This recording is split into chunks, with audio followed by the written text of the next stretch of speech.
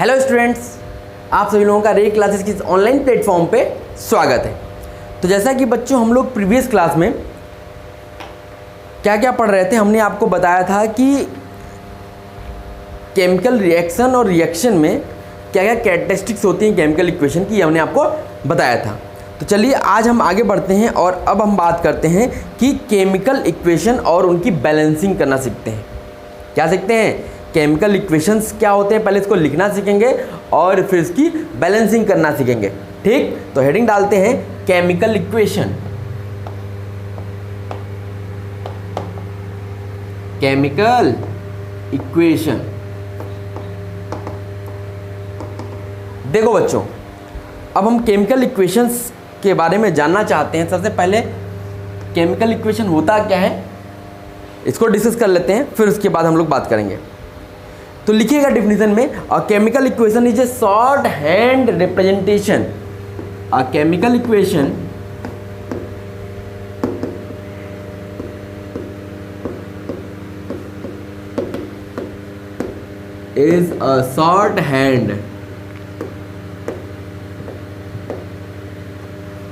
is a shorthand representation of chemical reaction.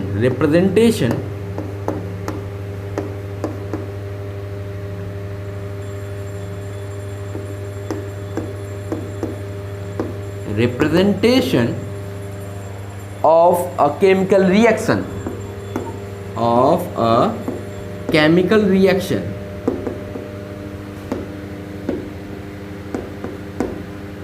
Chemical reaction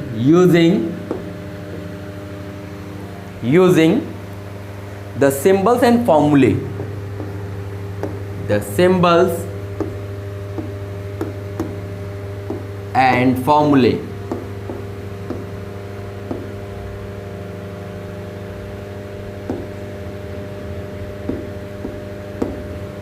Symbols and formulae of substances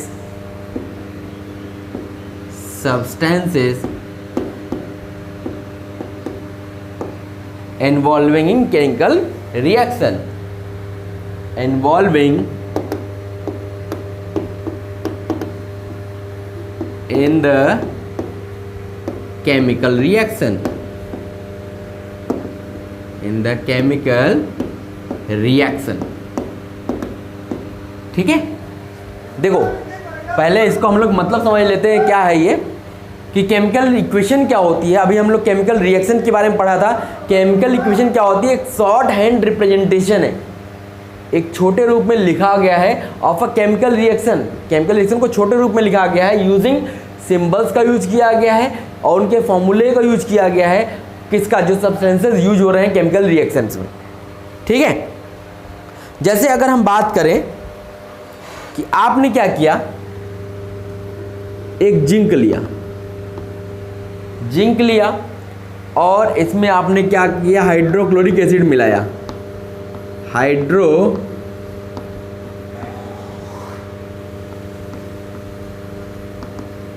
आपने zinc लिया और उसमें क्या मिलाया, हाइड्रोक्लोरिक एसिड मिलाया, तो आपको क्या मिलेगा, जिंक क्लोराइड और हाइड्रोजन मिलेगा। जिंक क्लोराइड और क्या मिलेगा, हाइड्रोजन मिलेगा। ठीक है, अब देखो बच्चों ये क्या है, इसमें ये जो है हमारा ये क्या कहलाता है, ये कहलाता है रिएक्टेंट्स। क्या कहलाता है? इसको बोलते हैं रिएक्टेंट्स। जो पार्टिसिपेट करता है और जो बनता है उसको बोला जाता है प्रोडक्ट्स। क्या बोला जाता है? प्रोडक्ट्स। तो इसका मतलब लेफ्ट हैंड साइड वाला क्या कहलाता है, रिएक्टेंट, और राइट हैंड साइड वाला क्या कहलाता है, प्रोडक्ट कहलाता है। ओके, तो एक चीज यहां समझ लेते हैं कि जो हमारा केमिकल इक्वेशन है, अ chemical equation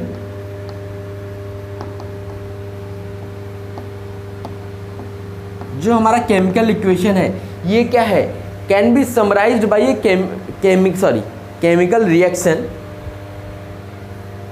A chemical reaction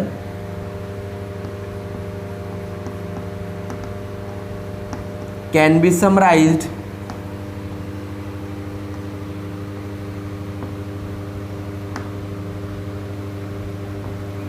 by chemical equation. मतलब केमिकल जो हमारा रिएक्शन है उसको हम लोग समराइज करते हैं किससे? केमिकल इक्वेशन के थ्रू। ठीक है, ये हमारा क्या हो गया? ये हमारा केमिकल इक्वेशन हो गया। तो जैसे केमिकल रिएक्शन में क्या था, जो भी चेंजेस होते थे वो केमिकल रिएक्शन में ही होते थे हमारे। ठीक, तो जो भी रिएक्शंस होते हैं can be described in the sentence form. हम लोग जिसको सेंटेंस फॉर्म में लिखते थे, but the description would be quite long. अगर हम सेंटेंस के फॉर्म में इसको लिखेंगे तो वो काफ़ी लंबा डिस्क्रिप्शन हो जाएगा। जैसे अब यहीं पे लिखेंगे when zinc chloride is mixed with hydrochloric acid then we get zinc chloride and hydrogen। ये आपने लैंग्वेज फॉर्म में लिखा, तो ये देखो कितना लंबा हो गया। अब हमने उसी को इतने छोटे में लिख दिया, अभी और भी इसको छोटे में करेंगे। अब हम केवल सिंबल्स यूज करेंगे। यहाँ हमने क्या किया है? नाम यूज किया है, तो अभी हम उसके सिंबल्स यूज करेंगे तो और छोटा हो जाएगा, कॉम्पैक्ट हो जाएगा। तो जो हम केमिकल इक्वेशन क्या है, हमने समराइज कर दिया। पूरी कहानी लिखी हुई थी। जैसे आप क्या करते हो इंग्लिश में, क्या करते हो? पूरे चैप्टर की समरी बनाते हो ना। 10 पेज का चैप्टर है, आपने समराइज किया तो उसको 1 पेज में कर दिया। 10 पेज में कोई चैप्टर दिया हुआ है, आपने उसकी समरी लिखी, 1 पेज में कर दी, तो वो क्या होता है? वो समराइजेशन हो गया। तो यहाँ भी क्या हो गया? जो केमिकल रिएक्शन है इसको हम समराइज कर सकते हैं किस फॉर्म में? केमिकल इक्वेशन के फॉर्म में। तो ये हमारा केमिकल इक्वेशन हो गया। अब हम बात करेंगे कि टाइप्स ऑफ केमिकल इक्वेशन कितने होते हैं। नोट कर लो बच्चों, इसको नोट कर लिया? चलो, तो हम इरेज करते हैं और अब बात करेंगे हम लोग कि types of chemical equation. Equation के कितने टाइप होते हैं, केमिकल इक्वेशन के कितने टाइप्स होते हैं, अब हम उनके बारे में डिस्कस करेंगे। तो हेडिंग डाल लेते हैं, टाइप्स ऑफ केमिकल इक्वेशंस।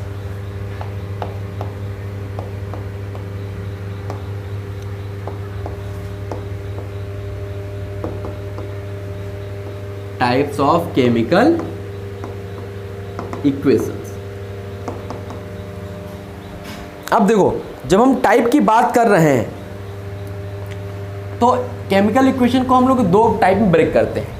जो पहला हमारा होगा 2 टाइप में ब्रेक कर लेते हैं। एक होगा हमारा वर्ड इक्वेशन,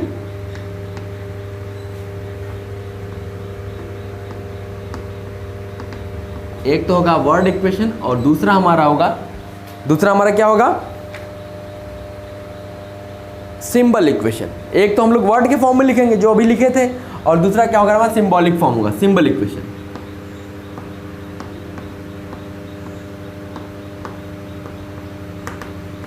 दूसरा क्या होगा? हमारा सिंबल इक्वेशन होगा। ठीक, समझ में आ गया? तो अब हम बात कर लेते हैं कि पहले वाले की बात करते हैं। पहला हेडिंग डालिएगा वर्ड इक्वेशन। अब वर्ड इक्वेशन क्या होता है इसके बारे में डिस्कस करते हैं। देखो बच्चों, बहुत बेसिक टाइप की चीज़ें से मैं पढ़ाई स्टार्ट किया हूँ आपका, तो आप हमेशा करेक्ट रहना ताकि चीज़ें आपसे हमेशा फेमिलियर रहें। ओके, अब देखो वर्ड इक्वेशन क्या होता है। वर्ड इक्वेशन क्या होता है इसको बात करते हैं। जब आप क्या करते हो, word equation links together the names of the reactants. आप वर्ड इक्वेशन में क्या करते हो? जो रिएक्टेंट्स का नाम है वो लिखते हो, जो प्रोडक्ट बन रहा है उनका नाम है वो लिखते हो, और बीच में प्लस साइन लगाते हो और एरो लगाते हो। रिएक्टेंट और प्रोडक्ट को डिफरेंस करने के लिए हम एरो लगा देते हैं, जिसका डायरेक्शन रिएक्टेंट से प्रोडक्ट की तरफ होता है, और रिएक्टेंट्स को प्लस साइन के साथ डिस्ट्रीब्यूट करके और प्रोडक्ट्स को भी प्लस साइन के साथ डिस्ट्रीब्यूट करके लिख देते हैं। तो ये हमारा क्या हो जाता है? वर्ड इक्वेशन हो जाता है। ठीक, चलो इसको एक लिख लो एक लाइन में। A word equation links together the name. A word equation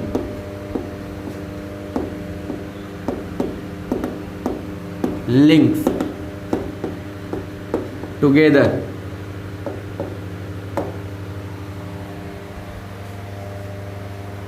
the names of the reactant, the names of the reactants,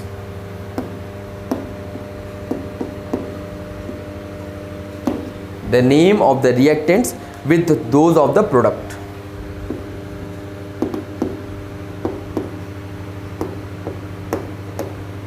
With those of the product.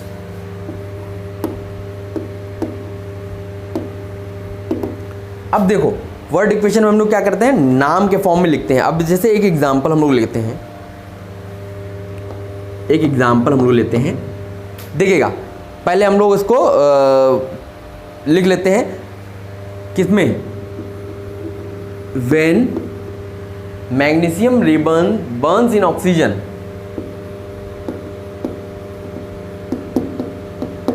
Magnesium ribbon Burns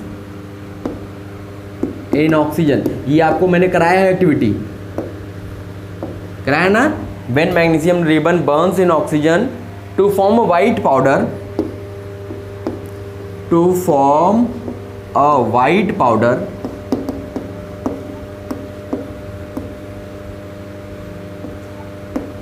to form a white powder of magnesium oxide,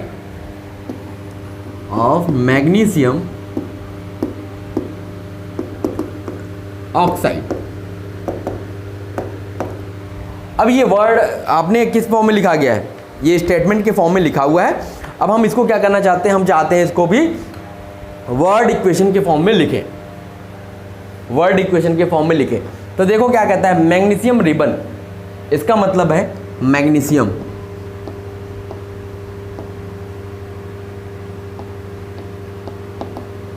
आपने magnesium लिया, Burns in oxygen, कहां जलाया जा रहा है, oxygen में, oxygen में जलाया, तो आपको क्या मिल रहा है, एक मैग्नीशियम ऑक्साइड का वाइट पाउडर मिल रहा है। तो क्या बन रहा है, मैग्नीशियम ऑक्साइड,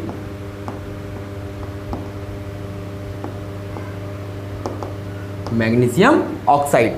अब देखो यहाँ पे ये क्या है आपके, ये तो आपको पता है, ये आपके रिएक्टेंट्स हैं, और ये क्या है, ये आपका प्रोडक्ट है। तो ये देखो, ये हमारा क्या था, स्टेटमेंट फॉर्म में था, उसको हमने वर्ड इक्वेशन में कन्वर्ट कर दिया। तो ये हमारा क्या था, वर्ड इक्वेशन है। ठीक, समझ में आ रहा है? तो इसको नोट कर लीजिए, फिर हम इसमें बताते हैं आपको वर्ड इक्वेशन में लिखने के लिए क्या करना होता है। ठीक, नोट कर लिया बच्चों? ओके। अब देखो बच्चों, अब हम लोग केमिकल इक्वेशन का जो वर्ड इक्वेशन है, इसको हम लोग कैसे लिखते हैं, how to make a chemical equation in word form, कैसे वर्ड इक्वेशन के फॉर्म में इसको बनाएंगे। तो स्टेप वाइज लिखते हैं। सबसे पहले क्या करेंगे, सबसे पहले क्या करेंगे, the reactants are written on the left side, the reactants are written on the left hand side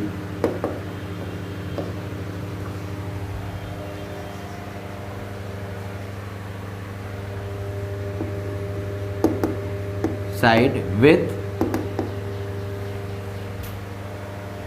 plus sign plus between them, with sign plus between them। सबसे पहला क्या करो आप लोग, सबसे पहले जो भी रिएक्टेंट्स हैं उनको लेफ्ट हैंड साइड में लिखो और उनके बीच में प्लस लगाते जाओ, जो भी रिएक्टेंट्स हैं। ठीक, अब दूसरा स्टेप क्या होगा, the products are written on the products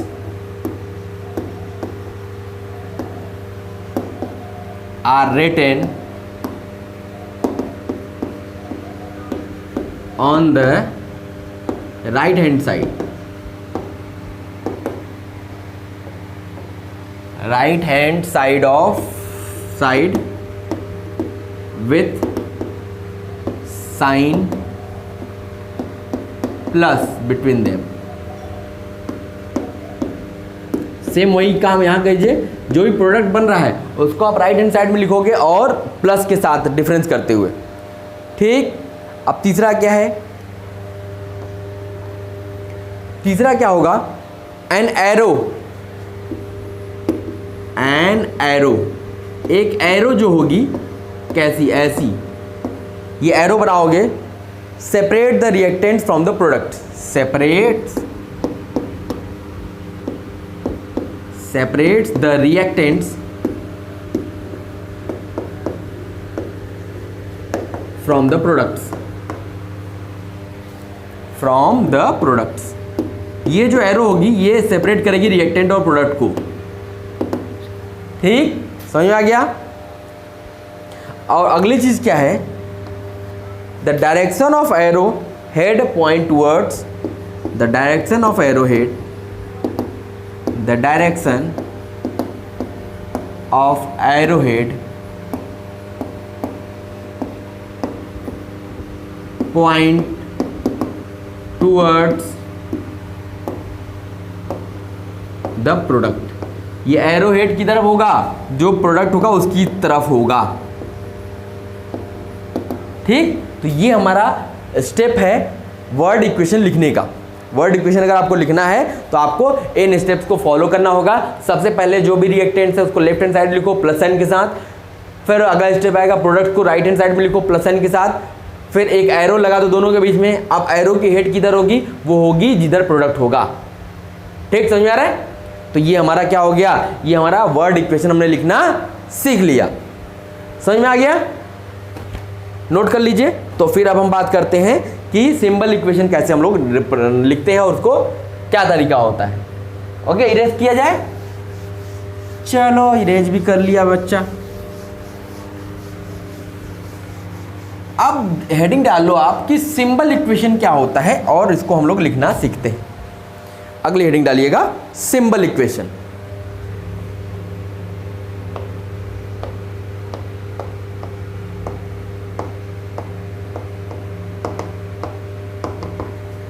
symbol equation. देखो क्या है कि भले ही आपका वर्ड इक्वेशन बहुत आसान हो लिखना, लेकिन वो पूरी कहानी नहीं बताता है। जो आपका वर्ड इक्वेशन है वो लिखना आसान है, आसान काम है उसको लिखना, लेकिन वो पूरी कहानी नहीं बताता है इक्वेशन के बारे में। याद रखिएगा। अभी हम लोग आगे देखते हैं कि सिंबल इक्वेशन बहुत कुछ आपको बताएगा। ठीक है, देखो तो सिंबल इक्वेशन क्या करता है, brief representation of chemical reaction. Chemical reaction को पूरा ब्रीफ में रिप्रेजेंट करता है in terms of symbol and formulae of the substance involve the chemical reaction. ठीक है, चलो तो हम लोग इसको लिख लेते हैं। लिखिएगा a brief representation of A chemical reaction. A brief representation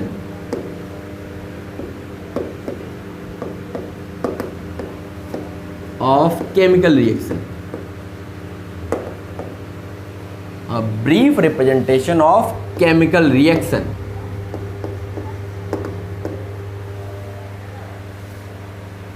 In terms of symbols and formulae.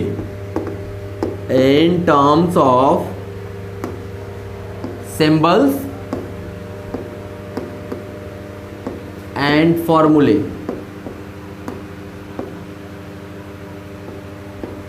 Symbols और फॉर्मूले के टर्म्स में जो आप लिखते हो, of the substance involve, of the substance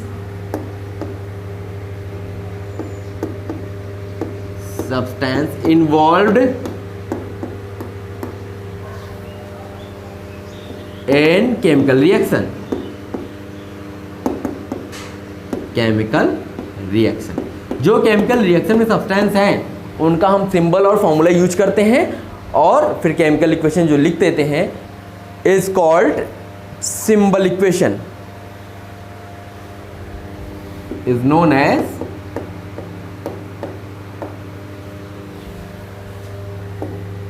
symbol equation. Symbol equation, इसी को हम लोग क्या बोलते हैं, सिंबल इक्वेशन बोलते हैं। ठीक है, सिंबल इक्वेशन में हुआ क्या, देखो इन सिंबल इक्वेशन ये कैसे डिफरेंस हुआ वर्ड इक्वेशन से। In symbol equation the symbols and formula of the elements, the symbols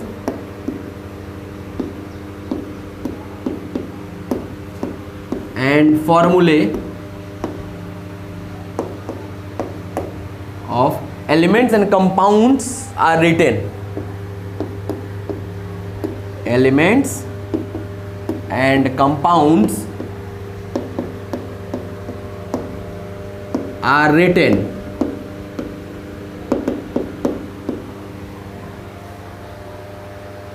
instead of their word names. Instead of their word names, मतलब वर्ड नाम की जगह, देखो वर्ड नेम की जगह आप क्या करते हो, उनके सिंबल्स और फॉर्मूले लिखते हो, किसके, एलिमेंट्स और कंपाउंड जो भी यूज हो रहे हैं उस केमिकल रिएक्शन में। अब देखो जैसे अभी जो हमने ऊपर एग्जांपल लिया था उसी एग्जांपल को हम लोग फिर से लिखते हैं।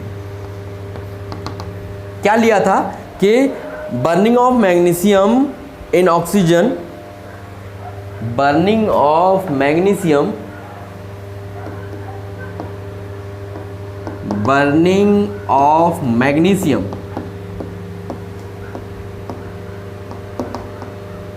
in oxygen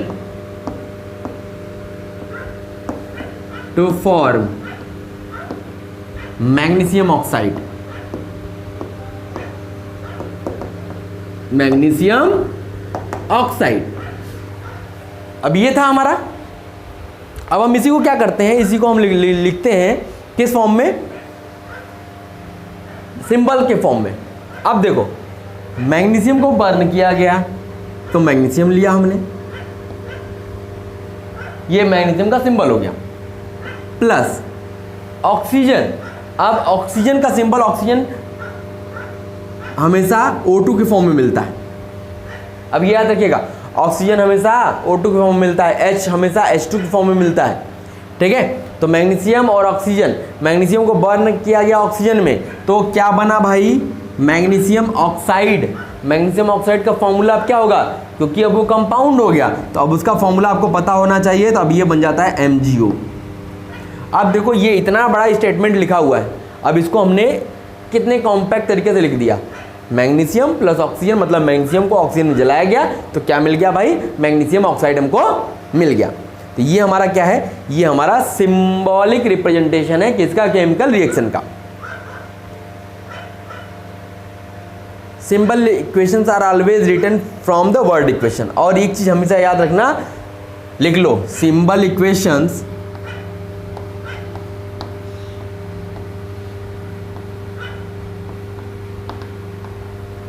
are always written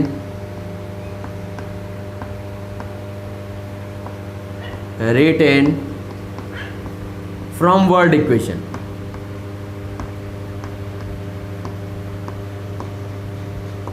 देखो अगर आपको सिंबल इक्वेशन लिखना है तो आपको पहले वर्ड इक्वेशन लिखना पड़ेगा। ऐसा नहीं है कि आप सिंबल इक्वेशन डायरेक्ट लिख लोगे, पहले वर्ड इक्वेशन पता होगा तभी तो सिंबल इक्वेशन लिखोगे। तो हमें वर्ड इक्वेशन से ही सिंबल इक्वेशन हम लोग लिख पाएंगे। समझ पा रहे हैं आप? तो ये हमारा क्या है, सिंबल इक्वेशन है। ये मैंने आपको बता दिया कि कैसा होता है, और इसको भी लिखने का तरीका वही है। सबसे पहले आप क्या लिखोगे, रिएक्टेंट्स लिखोगे, उनके बीच में प्लस साइन लगाओगे, फिर उसके बाद प्रोडक्ट्स लिखोगे। अगर प्रोडक्ट्स में ढेर सारे कंपाउंड्स है तो प्लस साइन के साथ डिफर करोगे, फिर एरो लगाओगे जिसका डायरेक्शन रिएक्टेंट से प्रोडक्ट की तरफ होगा। तरीका वही है जो वहाँ हम लोगों को पढ़ा था, ठीक। तो ये नोट कर लीजिए। अब हम इसके बाद आगे चलेंगे कि unbalanced and balanced chemical equations क्या होती है। ओके,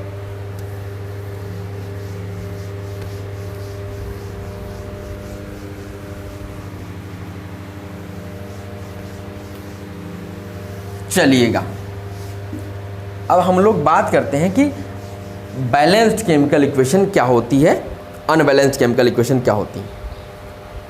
तो पहले हेडिंग डालते हैं, मतलब हमें पढ़ना क्या है, अनबैलेंस्ड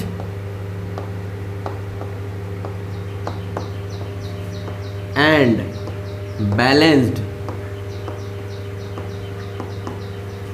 केमिकल इक्वेशंस।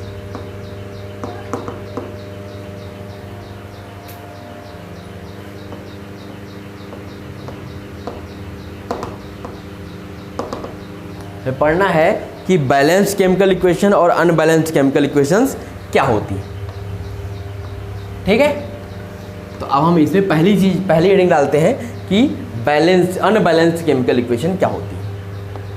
अनबैलेंस्ड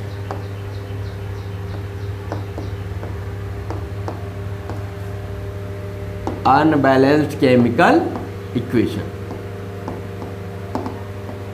अब हम इसको पढ़ना चाहते हैं, ठीक है। देखो अनबैलेंस्ड केमिकल इक्वेशन का मतलब है क्या होता है, इस समझ लेते हैं पहले कि number of atoms of different elements, जो दोनों साइड में रिएक्टेंट्स और प्रोडक्ट साइड में जो अलग अलग एटम्स हैं उनका जो नंबर है वो सेम होना चाहिए। Total number of atoms on both sides will be same, वो अनबैलेंस के केस में। तो अनबैलेंस केस में क्या होगा, वो दोनों सेम नहीं होंगे। तो यही चीज़ हमें लिखनी है, ठीक। तो लिख लेते हैं, in unbalanced chemical equation, in unbalanced chemical equation, ठीक है। ये देखिए लिखा हुआ है, in unbalanced chemical equation the number of atoms of different elements, the number of atoms of different elements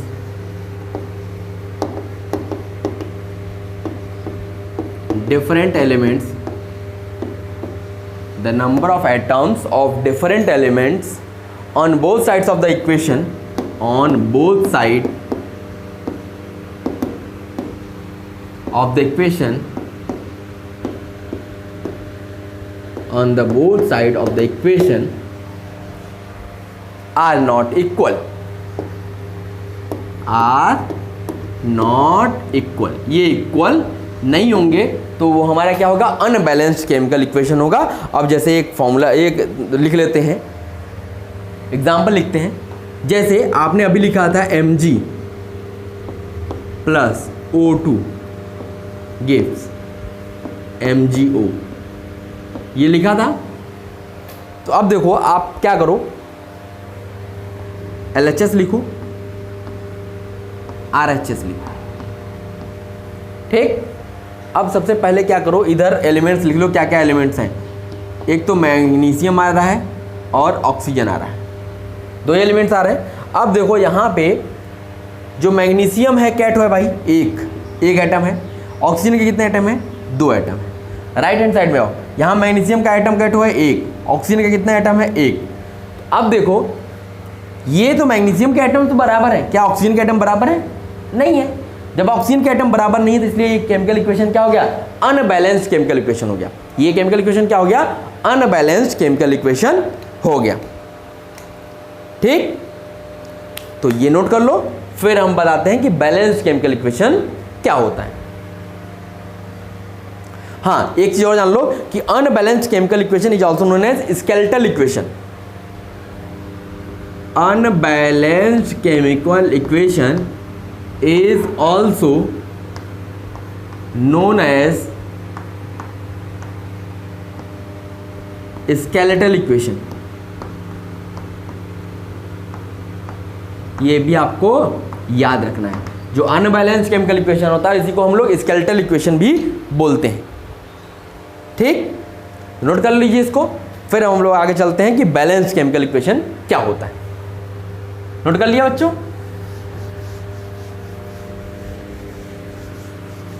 तो बैलेंस केमिकल इक्वेशन की डिफिनेशन तो ऐसे ही लिख सकते हो ना, कि बैलेंस केमिकल इक्वेशन वो केमिकल इक्वेशन होता है जिसमें जो टोटल नंबर ऑफ एटम्स हैं बोथ साइड्स में वो क्या होंगे, इक्वल होंगे। तो लिख लीजिए, इन balanced chemical equation, in balanced chemical equation the number of atoms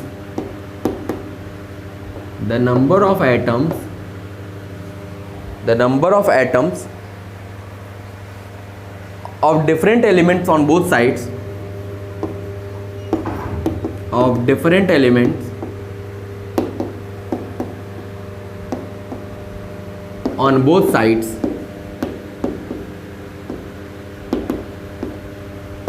are equal। ये क्या होंगे, इक्वल होंगे। तो वो क्या कहलाएगा, वो हमारा बैलेंस्ड केमिकल इक्वेशन कहलाएगा। अब जैसे हम लोग जो अभी वो लिखे थे इसी को लिख लेते हैं, Mg plus O2 gives MgO। हमने क्या किया, यहाँ पे देखो, यहाँ पे 2 ऑक्सीजन था, यहाँ पे 2 ऑक्सीजन लगा दिया, 2 ऑक्सीजन हो गया, यहाँ 2Mg अब देखो, अब ये क्या हो गया, ये हमारा हो गया बैलेंस्ड केमिकल इक्वेशन। अगर हम यहाँ पे बात करें LHS और RHS, यहाँ पे क्या क्या है, मैग्नीशियम है और ऑक्सीजन है। अब आप देखो मैग्नीशियम कितना है भाई, 2, ऑक्सीजन कितना है 2, यहाँ मैग्नीशियम कितना 2, ऑक्सीजन कितना 2। अब देखो सब बराबर है ना, LHS भी बराबर है, RHS भी बराबर है, हर एक जो एटम्स है सबके नंबर ऑफ एटम्स बराबर है, तो इसलिए अब ये क्या हो गया, ये हमारा हो गया बैलेंस्ड केमिकल इक्वेशन। ठीक है, ये हमारा बैलेंस्ड केमिकल इक्वेशन था बच्चों, नोट कर लीजिए। तो ये हमने आज क्या क्या पढ़ा, हमने पढ़ा आज केमिकल इक्वेशन क्या होता है, लिखते कैसे हैं, कितने टाइप्स होते हैं, और उसमें हमने बात किया बैलेंस केमिकल इक्वेशन और अनबैलेंस केमिकल इक्वेशन के बारे में। तो आज की क्लास में बस इतना ही, फिर अगली क्लास में हम लोग मिलेंगे तो उसमें हम लोग अनबैलेंस केमिकल इक्वेशन को कैसे बैलेंस करते हैं वो हम लोग सीखेंगे। जैसे यहाँ पे बताया ना ये इस तरीके से बैलेंसिंग करना, तो वहाँ पे हम लोग सीखेंगे कैसे अनबैलेंस केमिकल इक्वेशन को हम लोग बैलेंस करते हैं। ओके, चलिए तो अगली क्लास में मिलते हैं। Okay, thank you.